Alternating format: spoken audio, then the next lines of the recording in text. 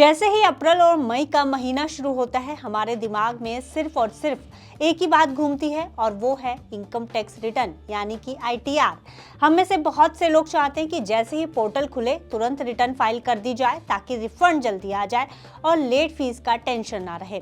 यानी income tax return file करने का समय नजदीक आते ही हम सभी की कोशिश होती है कि इस काम को जल्दी से जल्दी निपटा दिया जाए और इस काम से फारिग हुआ जाए। लेकिन क्या आप जानते हैं कि 15 जून से पहले आईटीआर फाइल करना आपकी सबसे बड़ी गलती साबित हो सकती है। लेकिन क्यों?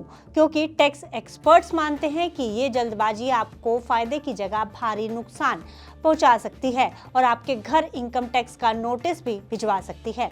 ऐसे में आईटीआर फाइल करने के लिए 15 जून की तारीख बहुत अहम है।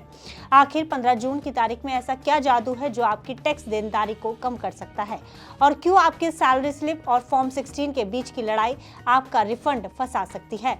आइए इन तमाम कारणों को समझने की कोशिश करते हैं जिनकी वजह से आपको अभी रुक जाना चाहिए। नमस्कार, मेरा नाम है गुंजन मित्तल और आप देख रहे हैं मनी 9। पहला अहम सवाल कि आखिर क्यों जरूरी है 15 जून का इंतजार।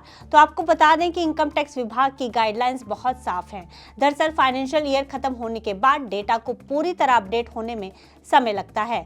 15 जून वो मैजिकल डेट है जब तक आपके टैक्स से जुड़े सारे डॉक्यूमेंट्स आधिकारिक तौर पर तैयार हो जाते हैं। साथ ही एक सैलरीड क्लास के लिए फॉर्म 16 की डेडलाइन बेहद जरूरी हो जाती है क्योंकि सैलरीड एम्प्लॉय के लिए आईटीआर भरने का सबसे इंपॉर्टेंट डॉक्यूमेंट होता है फॉर्म 16, जिसमें आपकी सैलरी, टैक्स देनदारी और डिडक्शन का सारा ब्यौरा होता है और कंपनियों के लिए इसे जारी करने की जो कानूनी अंतिम तारीख है वो 15 जून ही तय की गई है। ऐसे में अगर आप केवल सैलरी स्लिप देखकर रिटर्न भर देते हैं तो कई बार कंपनी द्वारा दिए गए अलाउंसेस और डिडक्शन मैच नहीं करते, जिससे जो आपकी टैक्स लायबिलिटी है वो बढ़ जाती है। वहीं ये आईटीआर भरने के लिए दूसरा जरूरी फॉर्म हो सकता है फॉर्म 26AS। इसमें आपके पैन पर कटा हुआ सारा टीडीएस दिखाई देता है। इसके अपडेट होने की तारीख भी 31 मई के बाद की है क्योंकि कंपनियों को टीडीएस रिटर्न फाइलिंग के बाद ही ये फॉर्म रिलीज होता है। दूसरा अहम फॉर्म हो सकता है AIS यानी कि एनुअल इंफॉर्मेशन स्टेटमेंट। इसमें आपके बैंक ब्याज का, शेयर बाजार और म्यूचुअल फंड के बड़े बड़े लेन देन शामिल होते हैं।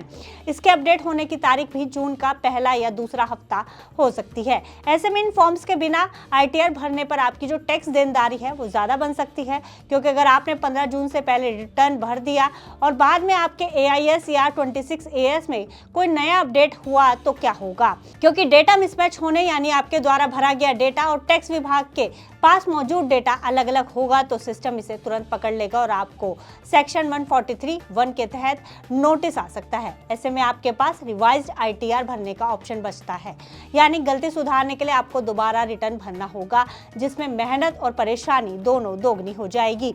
इसके लिए इस झंझट की वजह से आपको रिफंड में देरी हो सकती है। डेटा मिसमैच होने पर विभाग आपके रिफंड को तब तक रोक देता है जब तक पूरी तरह से स्पष्टीकरण ना मिल जाए, यानी जो रिफंड आप जल्दी चाहते थे वो अब और महीनों के लिए लटक जाएगा।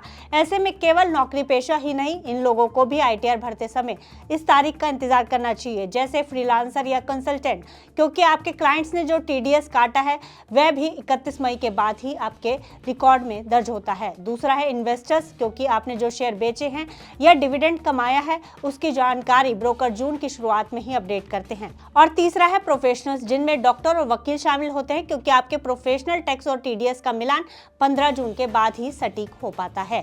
ऐसे में एक्सपर्ट्स की गोल्डन टिप यही है कि मई के महीने में आप केवल अपने डॉक्यूमेंट्स इकट्ठा करने का काम करें, जैसे इंश्योरेंस की रिसिप्ट्स, होम लोन का सर्टिफिकेट और डोनेशन की स्लिप्स। इसके बाद 1 जून से 15 जून के बीच अपने AIS और 26AS को बार बार चेक करें। जब आपको लगे कि सारा डेटा मैच कर रहा है तभी फाइलिंग का बटन दबाएं। तो कुल मिलाकर इनकम टैक्स के मामले में जल्दबाजी ना करें, जल्दी से ज्यादा सटीक होना ज्यादा जरूरी है।